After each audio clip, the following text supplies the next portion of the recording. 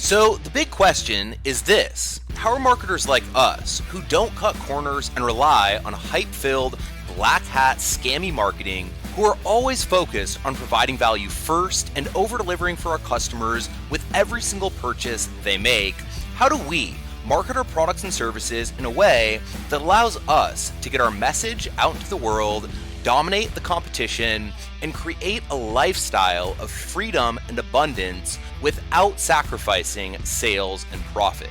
That's the riddle, and on this show, you'll find the answer. Hey, my name's Misha Wilson, and welcome to Marketing with Misha.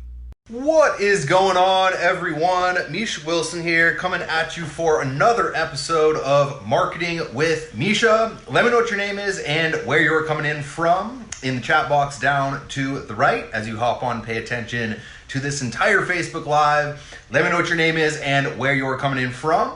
And make sure you give me a quick yes if you can see and hear me loud and clear. And hey, if you're watching this on a replay, go ahead and let me know the hashtag replay below. So with that said, I'm going to go ahead and dive into today's content. And I want to talk about something today, a lesson that we can learn from one of the greatest ever, if not the greatest ever, in their actual given field.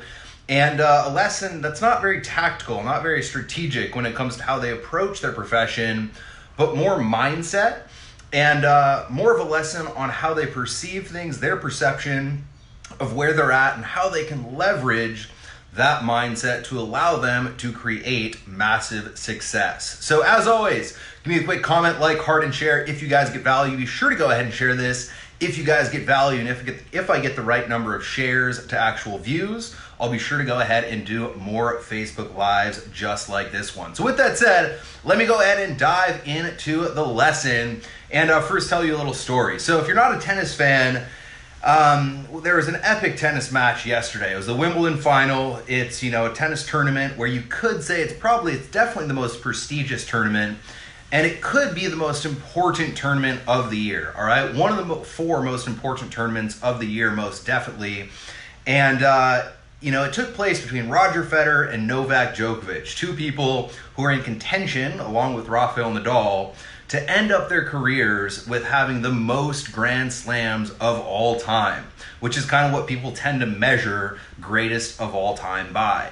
So, long story short, massive tennis match, a bunch on the line, potentially the greatest of all time title on the line. In my mind, Federer will always be light years ahead of Novak Djokovic when it comes to the GOAT conversation, and Nadal is right there next to Federer, but that's a conversation and argument for another day. But with that said, it was just a crazy tennis match, and there was so much drama, and they went back and forth, and it went for nearly 5 hours long. And Djokovic ended up winning the match. And it wasn't just that he won the match, it was how he won the match. So if you watched it, Federer actually got to a point in the match, in the fifth set, where he broke Novak Djokovic, meaning he won the game where Djokovic was serving, and he got to a point where he was serving for the match. Now, 9 out of 10 tennis matches that Federer plays, if he gets to serve for the match in the fifth set, he ends up winning that match, all right? Furthermore, he got up 40-15 in the actual game. So for those of you who know tennis score, when you get up 40-15, you're 1 point away from winning the game, meaning that Federer had 2 match points on his own serve in the fifth set with the break, up 40-15. So not match points where you get the ad and it goes back to deuce, and then you get the ad and you go back to deuce. It's 2 match points in a row, which, long story short, means that Federer came literally as close to possibly winning the tennis match as you can possibly come, and ended up losing it, all right? And he ended up losing back-to-back points. Firstly, he missed a forehand wide where he just tried to play it a little bit too aggressively. He tried to go for the winner when he didn't need to. And then on the next shot, Novak Djokovic hit a really good passing shot. Federer didn't necessarily put enough on it when he hit his approach shot to come to the net. But either which way, no matter how you look at it, Federer came as close as humanly possible to winning the tennis match.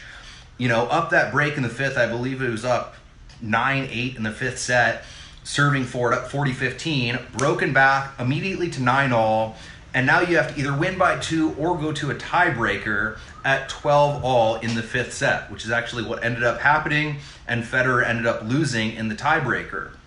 And look, I'm a tennis player. In tennis, there's no coaching. There's no teammates. You have no one to fall back on. You're not allowed to talk to the people in the box. You're not allowed to talk to any of the people in your team. You're not allowed to talk to anyone who you could consider a teammate, where if in a team sport you miss a shot, you can go to your teammates and they give you 5 and they kind of get behind you, right? With other sports, you have coaches that are there to talk you up when you have kind of the seeds of self-doubt come creeping in. And with tennis, none of it's allowed. There's zero coaching, there's zero teammates, there's zero support system. And in this case, those guys were out there for literally 5 hours themselves, just playing against each other. And really, beyond playing against each other, they were playing against themselves. Because anyone who's played tennis, give me some comments, likes, hearts, and shares if you guys have played tennis. But for anybody who has played tennis in the past, you know that when you get in a tense match, when there are points that don't go in your way, when there are big points and big moments and big situations that slip through the cracks, more than anything, this is kind of like with anything in life, you end up playing against yourself. You end up playing against your own kind of seeds of doubt and the voices in your head and all of the various kind of little, God, I had that, and I think I just let it slip through the cracks. I should have won that point. That point might end up costing me the match because I lost that point where I should have won it. That opportunity that I had that I just let fall through the cracks, fucking A, that was the one that would have put me over the top. I'm blowing this whole thing. I had it right there. All of those things come up, and I've been there so many times myself. And I actually texted my dad yesterday, and when Federer got broken back, I said, God, I don't know if he's going to win this thing. That's an extremely tough thing to come back from. And look, Federer ended up losing the match, but he didn't lose it because of that game. He didn't lose it because of that missed opportunity. It ended up going for another hour long in the actual match. 45 minutes later, they started a tiebreak. Djokovic ended up winning the tiebreak. Federer didn't play that great of a tiebreak, but he definitely didn't lose the match because of that missed opportunity. And he managed to pull it together. He played a really good next. I believe they each won 6 games, so 12 games after that actual missed opportunity. And he had more and more and more chances to win it. And when they asked him in the press conference after the tennis match, they brought it back and they said, where do you think you had the biggest opportunity? And Federer, of course, said, well, when I had the 2 match points. Just give me one of those balls back and, 85% of the time, I'm going to win the tennis match, which he's absolutely right. Probably 99% of the time, he's going to win that tennis match. And then the next question the reporter asked him was, well, Roger, did losing those 2 points end up costing you the match? And this is the lesson that I want you to learn. And this is kind of a peek into probably someone with one of the greatest, strongest, most tried and true, tested, grittiest mindsets in the world in a profession where they have absolutely dominated the field with just a couple of other guys for literally decades now. Just about 20 years Federer's been dominating. And in that moment, when the reporter asked him, Roger, did you lose the tennis match? In that moment, Federer said, no, I looked at the fact that I lost the game, and look, I realized I could have won the game, and it would have been a lot better, obviously. But also, instead of looking at it that way, I looked at the fact that it was 9-all or 10-all in the 5th set, and I was 2 games away from winning the Wimbledon title. And all I had to do was win 2 more games, and I would have won the Wimbledon title. And I asked myself, look, if someone gave me the opportunity pre-tournament, before the tournament started, to be in the Wimbledon final in the 5th set at 9-all in the 5th set, being 2 games away from winning the Wimbledon title, would I have taken it? And he said, yes, absolutely, I would have taken it.